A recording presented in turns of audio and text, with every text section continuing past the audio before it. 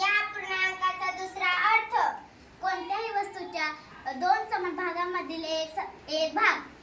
या पूर्णांकाचे उदाहरण. 1/2 म्हणजे अर्धा. उदाहरण 12 पेढ्यांपैकी 6 पेढे.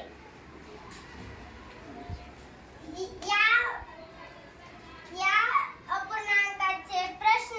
सुजयजवळ 20 रुपये होते. सुजयने ओंकारला 1/2 रुपये दिले तर सुजयने ओंकारला किती रुपये दिले? या प्रश्नाचे उत्तर. 20चा अर्धा 10 रुपये.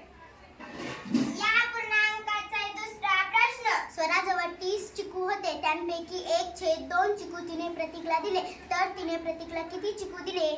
या प्रश्नाचे उत्तर. 30चा 1/2 15.